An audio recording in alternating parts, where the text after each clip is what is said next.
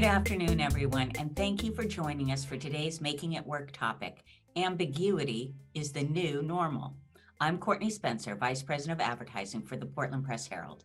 Today, our business projects editor, Carol Coultas, will be moderating the panel discussion on managing effectively in this time of ambiguity and uncertainty. Before we begin, I'd like to take a moment to thank our generous sponsors for their support of our program.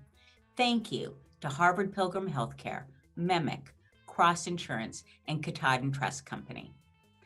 We'll turn it over now to Carol and her panelists. I hope you enjoy. Thanks very much, Courtney. Welcome, everyone. So here we are, still, 20 some months into this pandemic. And I think that many of us have accepted that ambiguity is, in fact, the new normal. There are still a lot of business managers who are grappling with whether and how to return to the office, whether and how to require employees to have vaccinations, where they're going to find people to hire. And recruiting and retention is still an incredible problem for a lot of businesses in Maine. And even things that, at least for a while, had been somewhat stable, like interest rates, have begun to change. And that, of course, affects financing.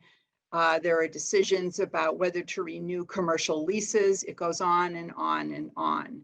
But thankfully, we have two people with us today who have a lot of really good advice on how you can still manage effectively despite ambiguity in your workplace. So I'm going to introduce them in just a minute. So let me introduce our panelists. First is Lisa Whited. She is the founder and owner of Workplace Transformation Facilitation, which some of us cheekily refer to as WTF. But, you know, for the more conservative, we'll just say Workplace Transformation Facilitation. And some years back, Lisa was struck by an abysmal Gallup statistic that showed 87% of people worldwide are disengaged at work. And she decided to make a dent in that by launching her company, which brings a holistic outlook on work and its ripple effects on our community, society, and the world. Lisa has an MS in Organization and Management from Antioch University, and she holds certifications in mediation, facilitation, and interior design. She has spoken at numerous conferences regarding the future of work, and she consults with companies large and small. In fact, I got to know Lisa because she was the consultant who helped the Press Herald relocate from its downtown office building into this new rehab facility here in South Portland. But most recently, her engagements have been helping business folks figure out what the future of work will look like in a post-COVID world. She serves as a senior associate to the UK-based Advanced Workplace Associates, and she's a published author. Work Better, Save the Planet is a guide for building employee engagement through workplace change with the goal of using resources wisely to positively affect climate change. So welcome to Lisa. And also joining us is Linda Varrell of Broadreach Public Relations. She's the president and the founder of this company and has more than 25 years of experience in communications, public relations, crisis handling, project and sales management. I got to know her when she was a senior VP at a bank here in Maine, a publicly traded bank, and she oversaw a lot of the internal growth and expansion of that bank, as well as handling numerous crises, including a robbery on the day of Y2K. So if that doesn't test your resolve, I don't know what would. But also she has been a trusted resource for a lot of companies in Maine and elsewhere who have been dealing with crises like credit card data breaches and things of that nature. So she's been tested many times for her crisis management advice. She's a nationally accredited in public relations, holds a master's degree in organizational leadership, and she is regularly tapped to speak at C-level events and conferences. She's a member of the Forbes Business Council, which interestingly is where she posted a column on how you can increase your organization's tolerance for ambiguity. She has a column on that whole topic at Forbes Business Council. And she's also an instructor for Northern New England School of Banking and serves on numerous nonprofit boards. So welcome to both of my panelists. And So now, drum roll, please, we're going to do our first interactive. Lisa, would you please take the screen and bring us to our very first interactive exercise? Sure. Thanks so much, Carol. Happy to be here. So, and I think that this was posted in the chat, but what you're going to do is open a web browser. You don't need to download anything, and you go to menti, menti.com. You can do it on your laptop or your phone, and then enter that code at the top of the screen, 3816924. And again, I think this was put in the chat. We're going to build a live word cloud. So the question is, how are you feeling about the future of work? And so enter one word to describe it. You can enter a few times, so you can enter a couple of words, and then let's see how you're feeling right now about the future of work.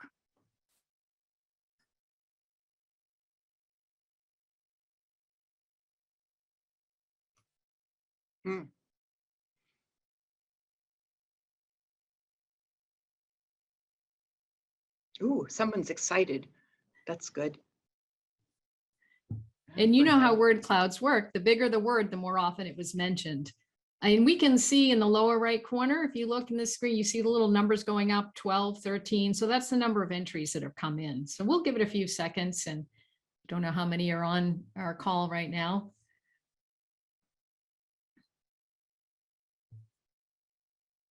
Ambivalent. All right, you're in the right place then if you're feeling ambivalent. Good to see.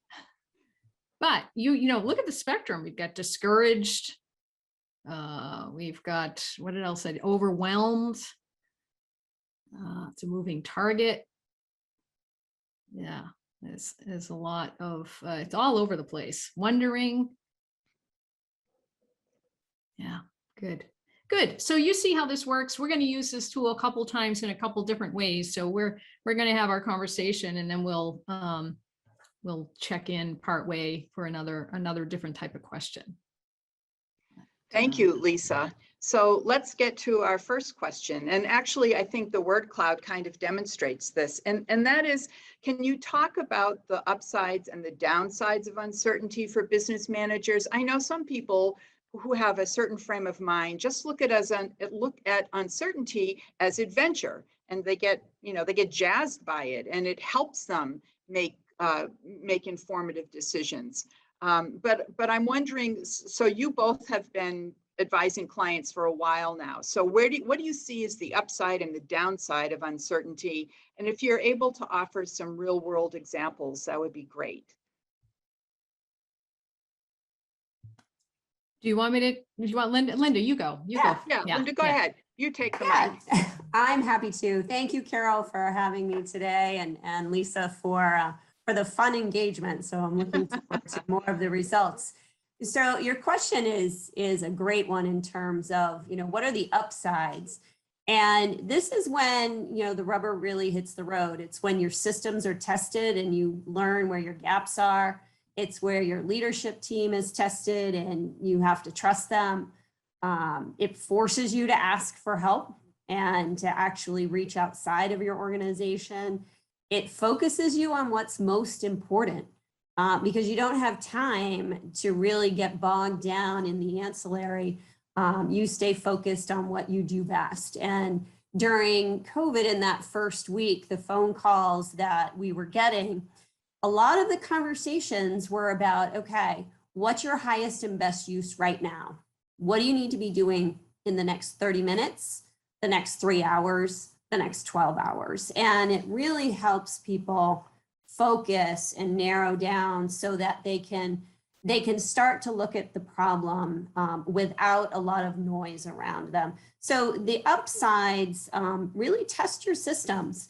The other piece of it is that you learn to identify a framework for thinking quickly and organizing your thoughts. So a lot of times what I do is I'll start thinking, okay, what do we need to do with people? What do we need to do with process? What do we need to do about finance or profit? What do we need to do about the planet or, those around us? And really kind of reframing how we think about what we need to do. And we're able to do that pretty quickly. The downsides are there's real emotion in this. And we talked about that, Carol and Lisa, that there's a psychology and an anxiety that goes with ambiguity, that that people feel threatened and they feel very uncomfortable. And so those emotions are real. And if as a manager, you're not understanding where your team is on the spectrum and how they handle ambiguity, you could be finding yourself in a place where you're not addressing the emotional aspect and working with your employees as people. The other downside is cost. You're going to have sunk costs. You're going to have projects that are started that are going to get derailed. You're going to have costs for dealing with the disruption. There are downsides to having ambiguity. A bigger issue is when there are tumultuous times and things are ambiguous, and we'll talk about this a little bit later, but it creates an environment where politics can run rampant. And I want to leave you with that thought in terms of the focus on collective goals moves to a focus on more individual goals. So to avoid that, you really need to be providing clarity in times of ambiguity and in times of disruption. Great, thank you. And how about you, Lisa? Where Yeah. do you see the upside and the downside? 100%, Linda, on the upsides and the importance of communication. The one thing that we know is in times like this, you need to over communicate, and it might feel like more almost uncomfortable over communicating. But in the absence of your communication, people will fill in with the worst case scenario. It's how we are as people, right? Our brain just goes to what is, we imagine the worst. And so communicating is so essential. And the companies that I have seen navigate well over the last 18 months are the ones that immediately started having one-on-one conversations. They weren't just sending out survey after survey, they were engaging at all different levels, leaders and managers, leaders and frontline people, frontline to frontline, frontline to manager. It was communication in real time. And yes, they weren't in person, they were a Zoom, but a one-on-one conversation where or I've been an advocate in the beautiful summer and fall, we've had outside cell phone walking meeting, just get outside and talk. This is an opportunity. So I'll look at the upside for the opportunity for organizations to go a little deeper with relationships. And I've been talking a lot about relationships over the past more recent months, because at the foundation of an organization, you need your people to be sharing information. Information sharing is one of the 6 factors for a high performing team. And I will more likely share information if I've got a solid relationship of trust and social cohesion. And how do I create that? Through conversation and through connection. So those are some of the upsides that I have seen for organizations get crystal clear on their purpose, and communicate with their people and focus on relationships. The downsides, stress. It's stressful. It's difficult to plan in such uncertain times. The expense, as Linda said. I think there's a lot of downsides, but I operate from a place of possibility. Where can we find opportunity and possibility in the tragedy of this time? So I'm just curious if you two would offer your opinions when I hear people talking about being so overwhelmed by ambiguity and uncertainty, they can't make a decision. Basically, they're paralyzed. And so how do you know if you're a business manager, how do you know if you're in that sort of, if you're in stasis, if you are just stuck? And how do you know, and what kind of a nudge do you think, where does that awareness come from that, okay, enough, worrying about this, you need to make a decision?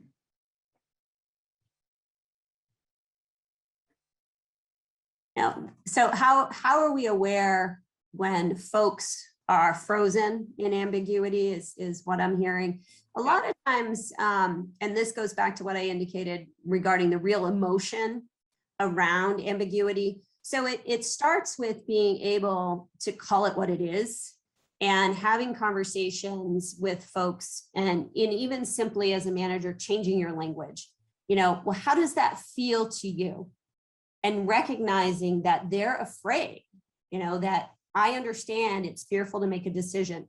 Let's talk about what we know. Let's talk about what we don't know. And let's talk about what can go wrong. And if you have those conversations around the reality of what you're dealing with in the moment, that helps the person understand that they're having emotion around it rather than rational thought around it. So Okay. one quick thing we talked about is changing the way you ask a question. How do you feel about something versus what do you think? And if you have someone who has a low tolerance for ambiguity, then you want to be asking them how they feel about things. Great. Do you have anything to add to that, Lisa? 100% the language, the focus on the words we choose and how we navigate those conversations. And I would just say for you personally, if you as a manager or as somebody in the midst of all of this, you may be personally feeling stuck and frozen.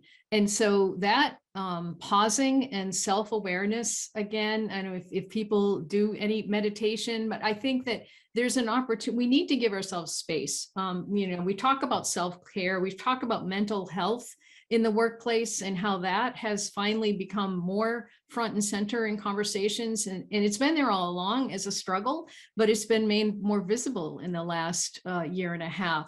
And so personal self-care is really important. If you feel frozen in the morning and can't decide what color sock to put on, like if they need to match anymore, I don't think they do really, but that helps us. And so much of this is self-awareness. There's many assessment tools, self-awareness for leadership. There's DISC, this Gallup Strengths Finder. I think the more that we can invest in people in giving them those tools and letting them learn a little bit more about themselves, it is, again, an opportune time to take time to do that.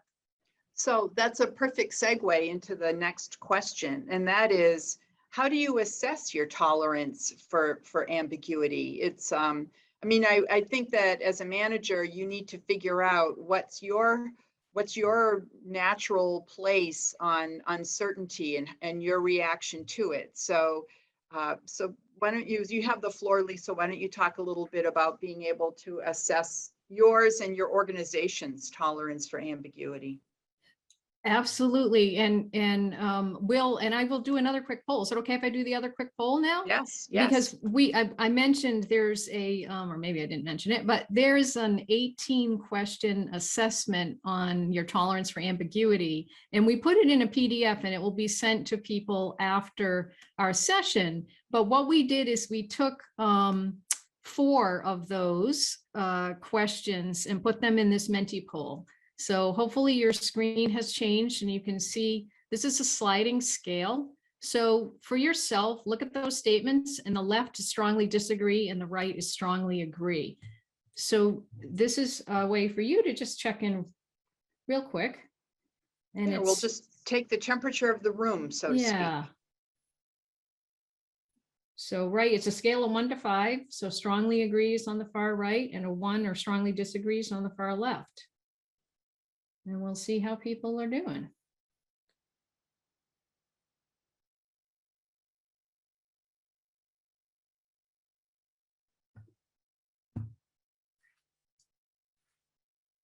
Looks like we're well represented on every level. All right, and this is what I love about this tool is if I hover, you can see you had 3 people, or there we go, 5 gave it a 2, 5 gave it a 3. So it's sort of fun. You can see the curve of responses.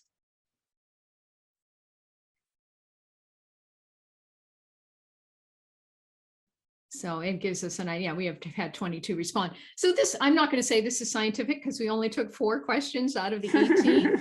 But when you do the full one, maybe it will start to give you more to work with and a little bit more awareness. Is something you can do with your own team, even just to have a conversation about the results. Menti, I should just mention, Menti is a tool like SurveyMonkey. You can pay a subscription to use it. You can use it for free if you only use it a little bit. I don't get any money for saying that. They should be paying me though, but but I've been using this as a tool for years, even before we all were virtual. It's a great way to also use it in any type of meeting. Okay, so there you go. You got a little bit of a pulse on how people are feeling. on those ambiguous statements. Yeah, and we have the more detailed 18-question self-assessment test that we provided a link for, so people can click on that and figure out for themselves and for their employees exactly where they land. And so how important is it to know what your tolerance level is for ambiguity? Linda, since you wrote the column on this, and that was your first point, is you need to know where you stand. Tell us why. Why is that so important? How we distribute work is based on the skill sets around us, and how we lead people is based on our own leadership styles and the leadership team that we build. So in order to solve problems in crises situations, you need folks at the table who are able to cut pretty quickly, through the messiness, I think I called it in the article, and be comfortable with that messiness, knowing that at some point there's going to be a clear path forward. And I think that's the piece that know thyself. I think some other ways to know yourself are, Myers-Briggs has a great tool. The differences between the S's and the N's, the N's are big context, the S's want all the details, and neither is wrong. Both are needed at the table when big decisions are being made. So, we need to know ourselves first, how we feel about it. For me, I scored pretty high on the ambiguity test. So I have to recognize that I can't assume others aren't uncomfortable with the situation. And, I can't do what's called throw things over the wall without instruction and without clear goals and without, making folks accountable for results. And so, we need to know ourselves, and then we know how we can, get the best from our people and working with our people and building them up for success. Yeah, and I'll just add on to that, one of the things I was curious about is when you think about uncertainty, who else deals more with uncertainty than the military? And I found this, and I thought it was quite an interesting thing. In peacetime, strictly following protocols can keep units safe and organized, avoiding unnecessary injuries or accidents.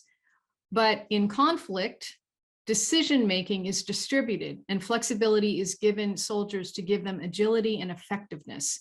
And I think one of the opportunities in our workplaces is when your people, maybe you personally are not very comfortable with ambiguity, but there may be people around you that are really good at it. And there's, this idea of situational leadership and sharing the leadership and finding those that they can step forward and say, yeah, I'm comfortable in this. I think I can help contribute to help us navigate forward. And again, that's the opportunity I think companies have right now and I keep saying these conversations, but when you have these conversations and get to know your own people better, you may find that you've got the knowledge is already there, and it's giving them opportunity to lead, which they may be really grateful for. So those are some of the things that I think can help companies think a little bit differently. The one I love is called systematic inventive thinking, or SIT, S-I-T. Wonderful brainstorming and innovative thinking process. Again, we can give a link so people could dig into that. But your frontline people often have great ideas, and so it's giving them an opportunity to open up about them. So if I'm hearing both of you correctly, there's no right or wrong in terms of how you deal with ambiguity. A well-balanced workplace should have people on both ends of that spectrum, and you draw strength from that mix. Is that right? Okay. Good. Absolutely. And I would just add, but your purpose as an organization has got to be crystal clear. People need to know what it is they're trying to achieve. Maybe on the immediate short term, what are we trying to achieve? But bigger picture, what is it as an organization we're really trying to make come about and make happen? Okay. So then Do you think that when there's a lot of ambiguity in the workplace, it changes how the decisions are made? You know, I think of before times, I think that typically upper management does the planning and they come up with the plan, and then that plan is executed by everyone within a particular office or within a particular company. But when there's a lot of ambiguity, what do you think? Does it change? Is there a different way of making decisions that addresses the fact that nobody really knows what's going to happen next? Go ahead, Linda. Yeah, one of the books that we're reading right now is Leoncione's 5 Dysfunctions of a Team. And in it, he said— Only 5. But there's an interesting phrase that he coined: accountability is the enemy of ambiguity. And in an organization, if there's a high degree of ambiguity, you're going to find that there's also a high degree of folks who are not accountable. Like they're operating on their own, perhaps not achieving collective results. There might be a highly political environment. And so because people aren't clear on what the collective goals are, how they fit into those goals, and what they're responsible for delivering on a daily or weekly or monthly basis. And so when you have ambiguity in an organization, people lose sight of what's important and focus on what they think is important. Yeah. Vision and goal clarity. Again, one of those 6 factors that I know what it is we're trying to do and how I fit into making that happen. And how do you, and I do think in times like, I think it's helpful to do every time, but when a group gets together, real quick reminder, or at the top of whatever agenda, this is our goals. This is what we're trying to achieve. That alignment is very important because it also allows people to focus their energies on where they need to be focused, instead of focusing on some minutia or something that really is not going to be relevant. It doesn't, it's not good use of energy. Yeah. Do you see ambiguity changing a company's goals, or what are the priorities? Does that happen, or is it emblematic of a strong organization that they are able to maintain their goals despite ambiguity? That is a great question. And I would say that goal and that focus on goal is really important to hold. However, in times that have gone on, if there's something that is going to impact it, you need to be open to what those conversations are.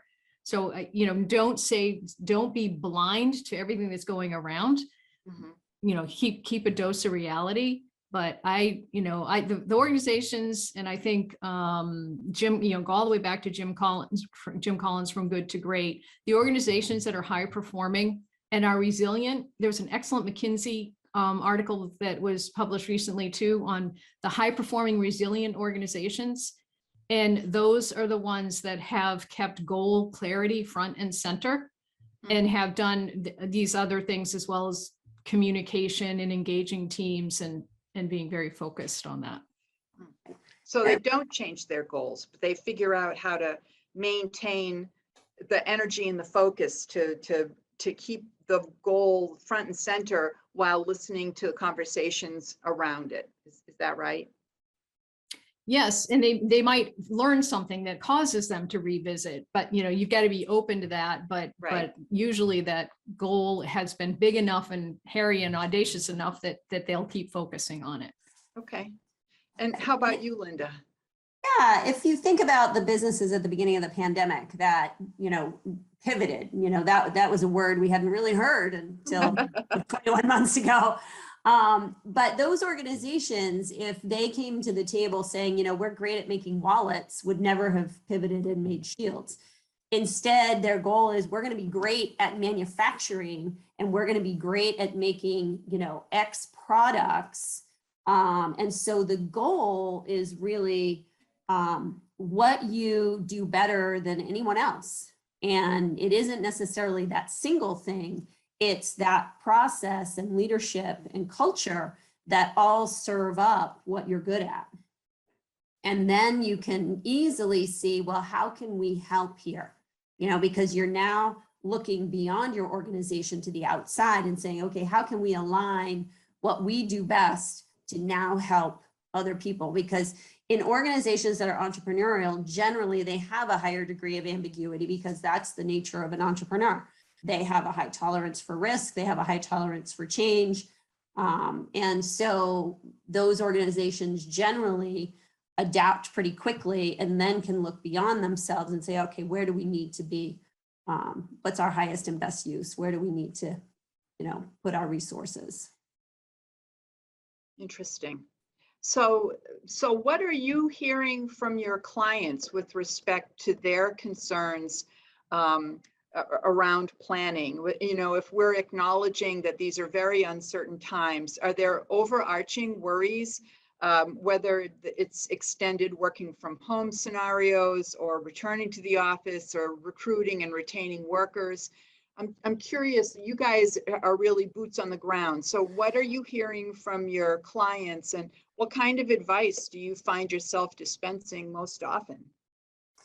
Yeah, that's a great question, because you're hearing all ends of the spectrum, from, being able to find qualified workers, changing regulations, the government mandates and different things, along the business continuum. And so a lot of times we talk about, stick to who you are, your value, your mission, your vision, your values, stick to who you are.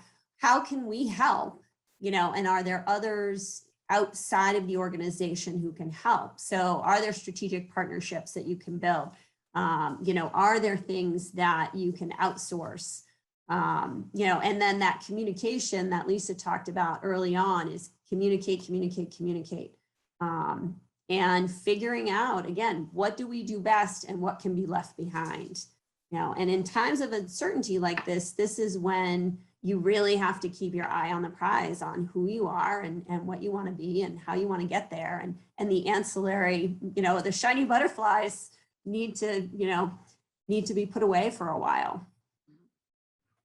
Yeah, the biggest concerns I have seen are keeping good talent, the great migration, the great resignation. We have seen it everywhere, every size organization, every place around the world, every type of industry. So, and we know those that are here in Maine, the challenge for finding great talent. This is our opportunity for those that are able to offer remote work. And I know not everybody can, but those that have those opportunities, there's a way that you potentially could get talent that maybe you wouldn't have gotten before.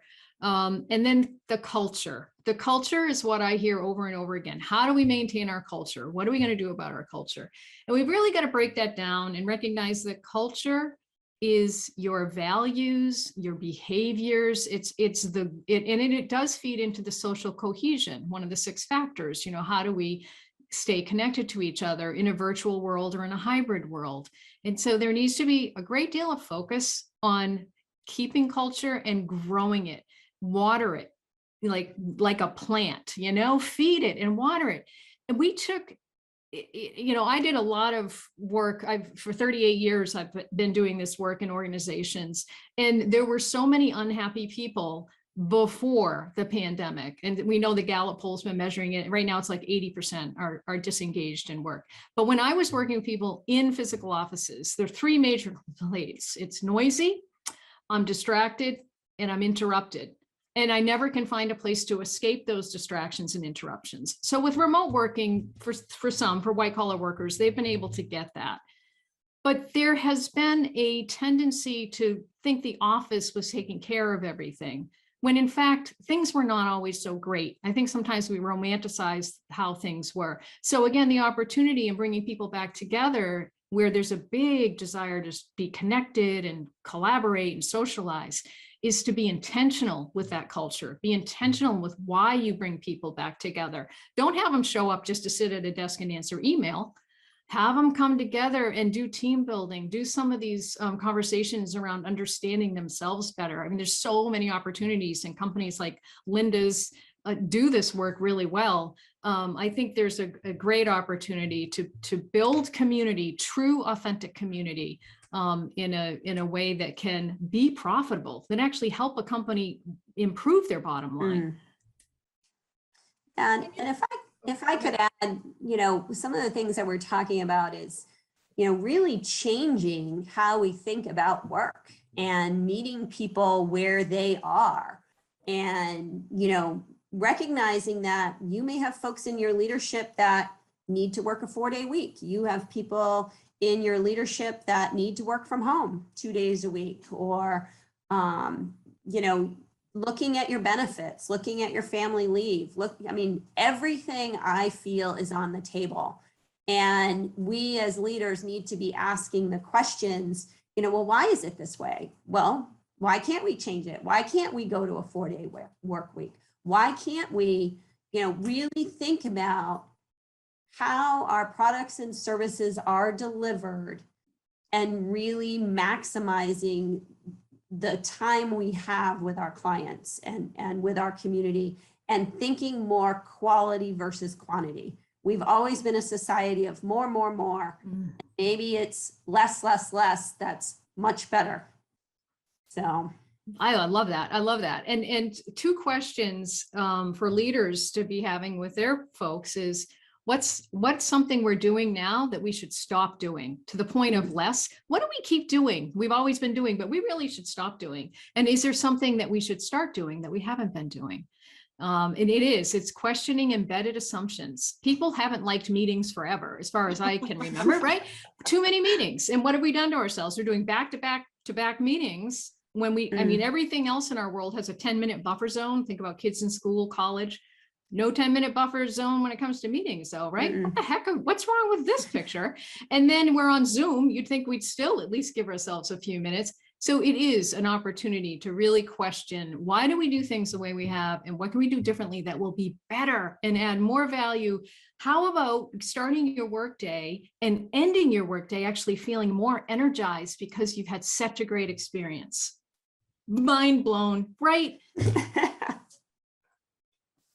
Yeah, these are great topics. I think that if any good comes out of the pandemic, it's this pause that it has allowed companies to do a lot of reflection and internal work in terms of doing just what you're talking about, thinking about culture, thinking about priorities and purpose, and hopeful that when it all shakes out, maybe there will be many stronger organizations that have figured out a way to incorporate people who are working remotely with people who are working in their offices, and everybody is the happier for it.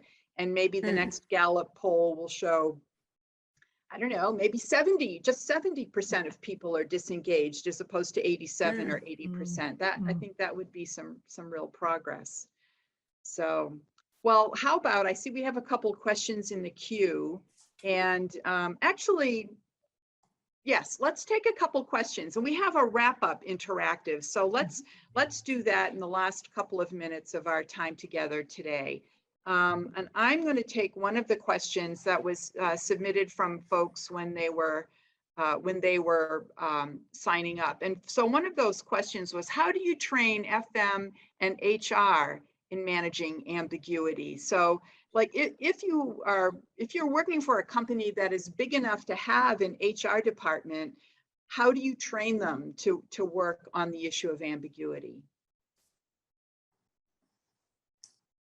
Yeah, I would think, again, it starts with that self-assessment and awareness, and helping them learn, are they being emotional about this situation, or are they being fact-based, and getting grounded in what do we know, what don't we know, what could go wrong here, what's the worst case scenario, and what could go wrong if we don't do anything. And sometimes that conversation is enough to move people forward, that doing nothing is not always an option.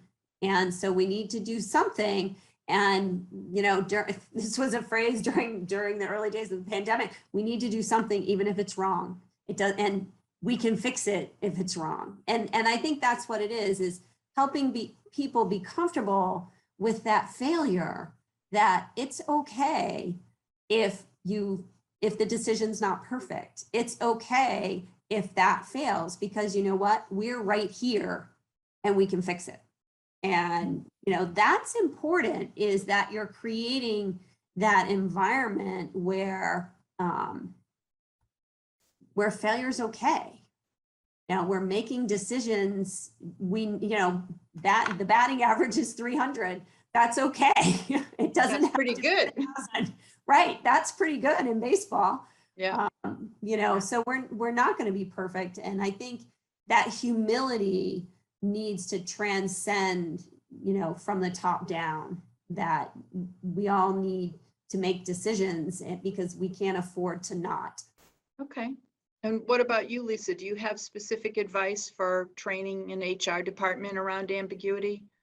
I think, again, assuming the organization's already done some of the self-assessment for people to know their own selves better, that I think it's the type of conversation, coaching on conversations, and knowing how to, just as Linda shared, instead of what do you think, how do you feel? I mean, so much of this is God, it sounds like therapy. But right, I think there needs to be more focus on these conversations to really get at the heart of what's going on with people. So I'm sure we can find a couple of links for additional, training opportunities, but I just always come back to self-knowledge, and then the culture of conversation. And I agree, Linda, the culture of it's okay to fail. Fail is okay. It's okay, Cool. Well, let's take one of the questions from one of the live questions, Strawberry. Could you grab one? Sure. Question from Abigail. How do you best involve folks who are not comfortable with ambiguity and likely never will be, even if they could be made a little more comfortable, particularly when everybody's voices needs to be heard? Well, you definitely can still have all voices heard. And I think that's a very important thing to do. And there are tools like the Menti tool that we're using, especially for introverts. I mean, one of the reasons people like this is their name isn't on it as like a chat that, you can't tell what I said. So there's a way to have the conversations to involve everybody and then acknowledge it's okay. We're all wired differently.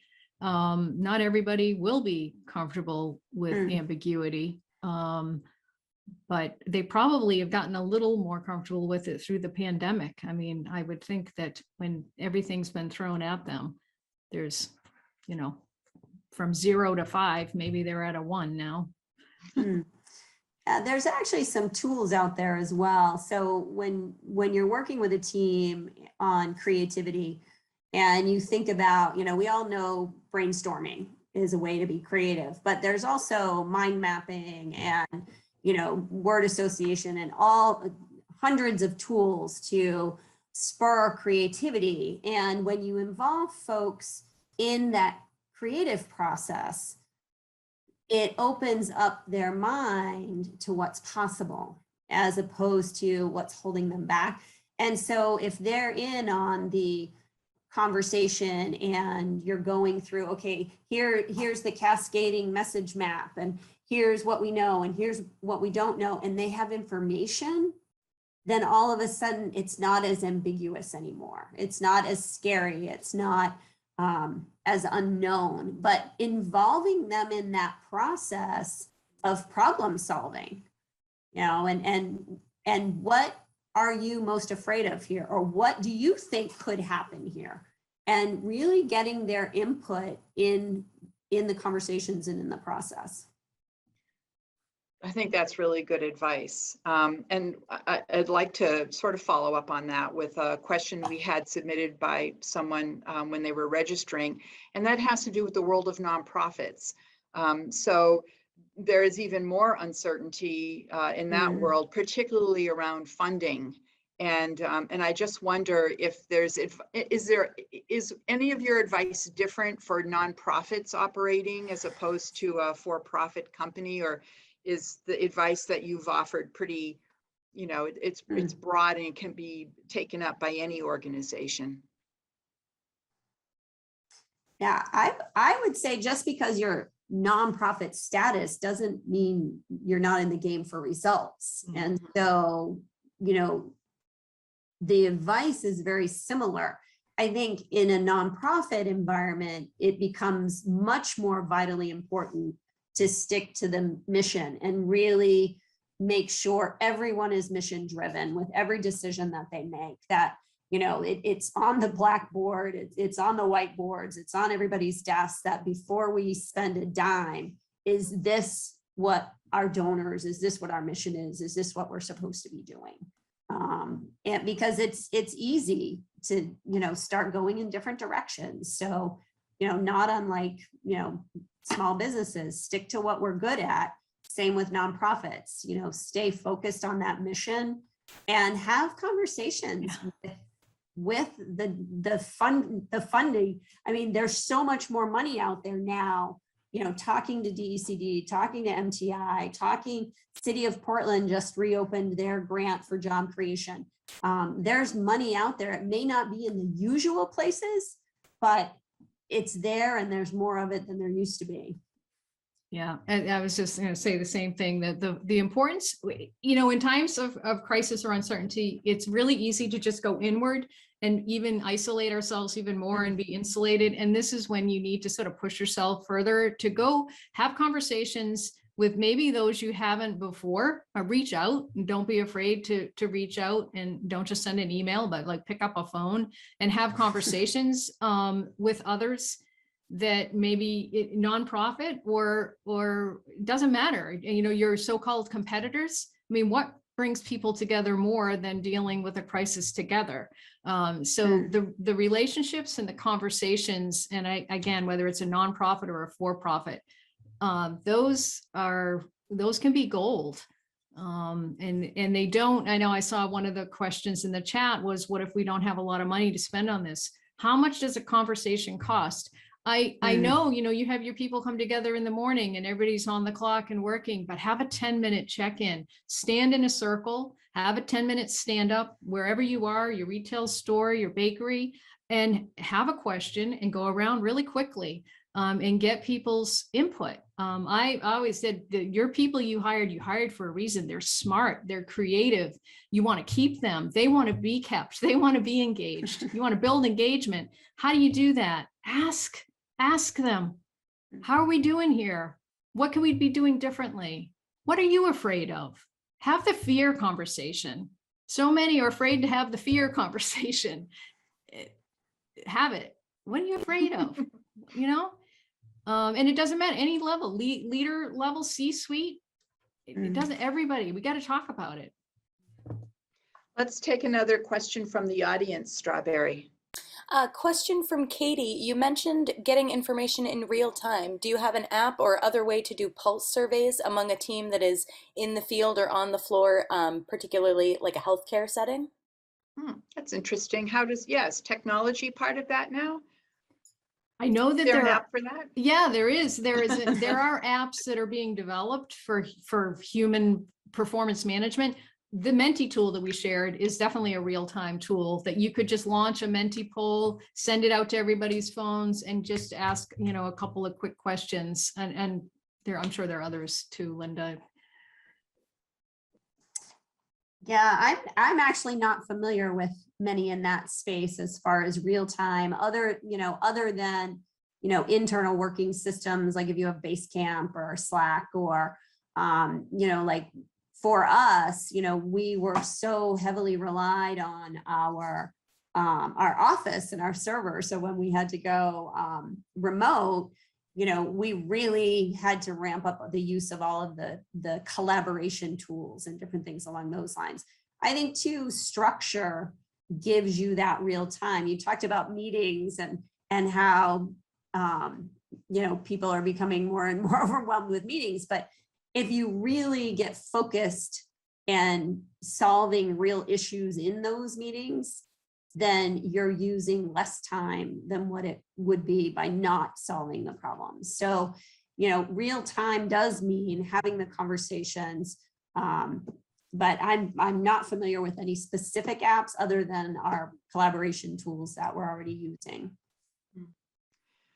Another question from someone who, that they submitted when they registered has to do with the impact of social media on ambiguity.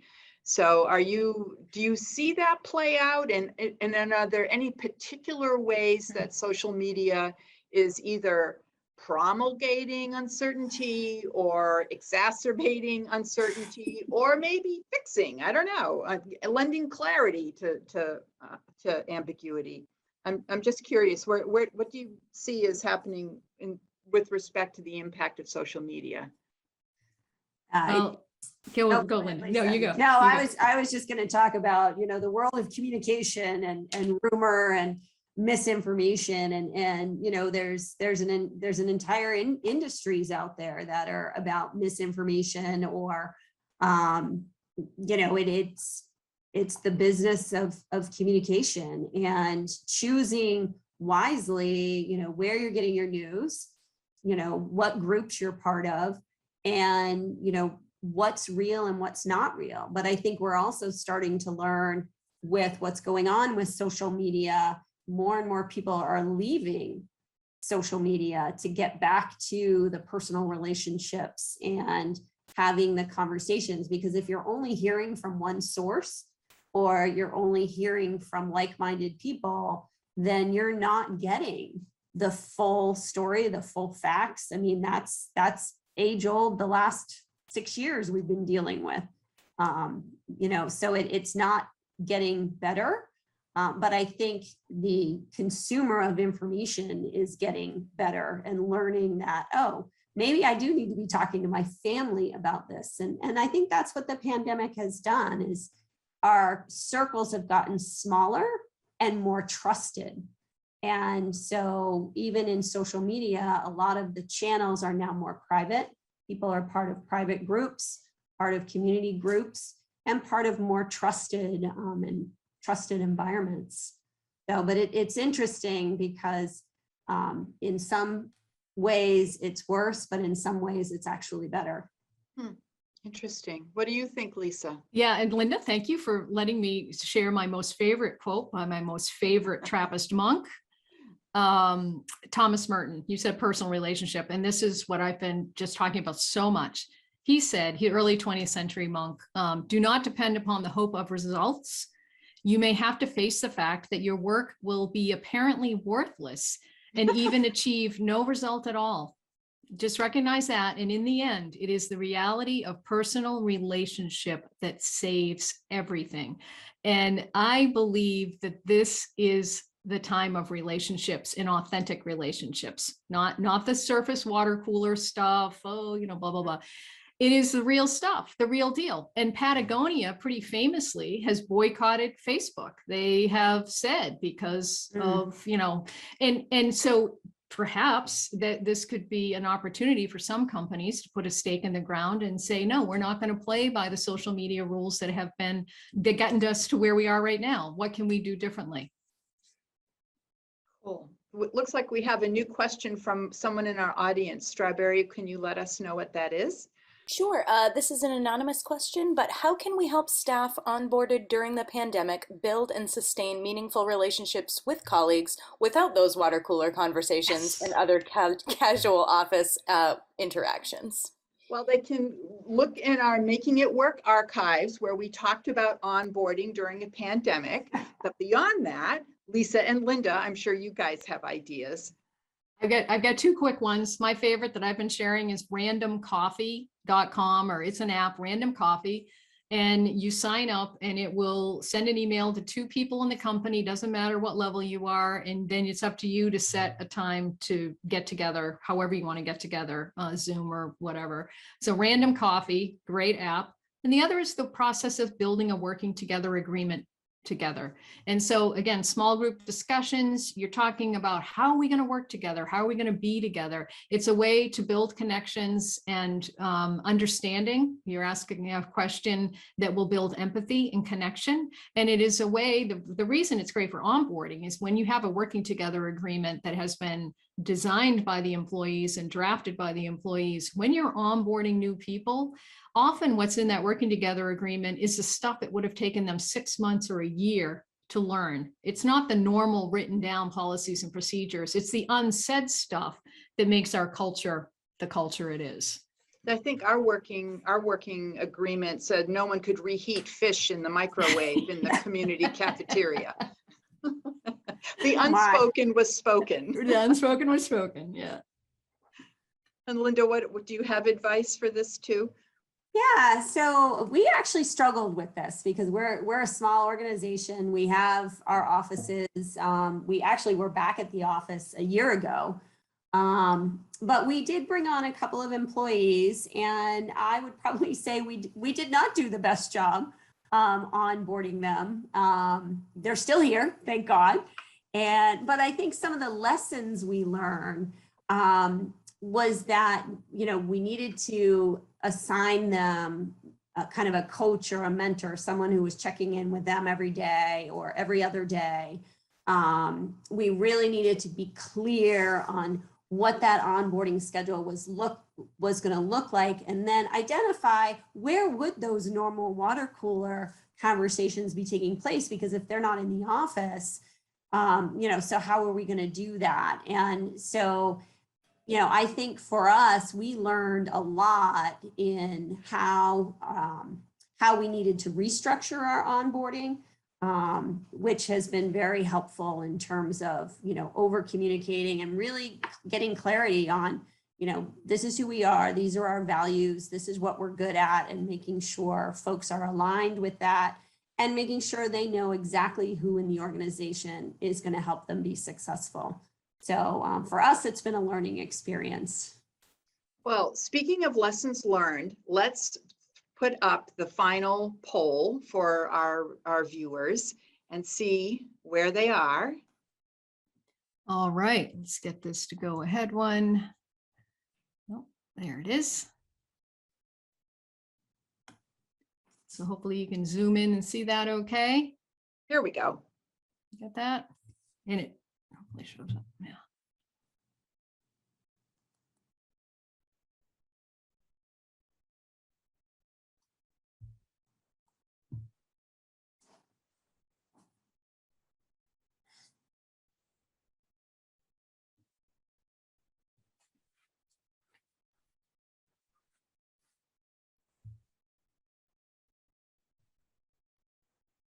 And I think, you know, the idea here is there's probably many different things you could do, but always it's great to be able to get new information and then feel hopefully excited enough to take action on something, whatever fits you, to go forward. Yeah. Improving your own tolerance for ambiguity. Yeah. I was thinking if any company has sailors or people that are out on the water a lot, I thought they're probably really good with that too, right? It's an opportunity to get to know your people better. You know, what do you really know about them? Yeah, so great. Okay. So I'm gonna take this moment to thank our panelists. You guys are terrific. I thought this is a really informative and engaging conversation, and I appreciate your expertise and that you're willing to share it with us. I would also like to thank our sponsors, and I'd like to thank everyone who participated, our audience members. You will get a link in, you know, there's a survey that goes out after these, and we post our recordings online. You get an email letting you know when that happens, and we'll have all of the links, including that 18-question survey for assessing your tolerance for ambiguity will be part of that. So check your inbox for more helpful information. And until then, thank you again, and everyone have a good afternoon. Bye. Thanks, Carol. Thank you, Carol. Thank you, Lisa. Thanks, Linda. It was a blast. See ya. Bye-bye. Bye.